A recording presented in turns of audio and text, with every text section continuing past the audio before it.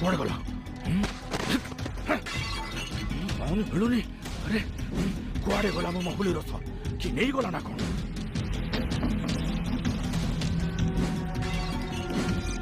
ଭାଲୁଆ ଭାଇ, ତମ ମହୁଲି ରସ କିଏ ନେଇଛି?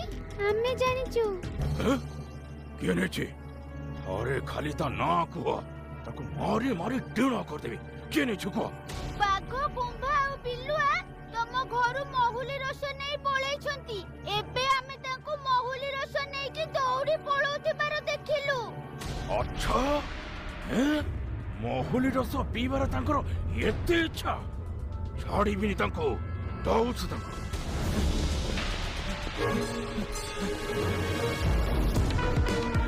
ନାନୀ, ଚାଲ ଦେଖିବା ବାଘ ଭାଲୁ ଆଜି କେମିତି ଲଢ଼େଇ କରୁଛନ୍ତି।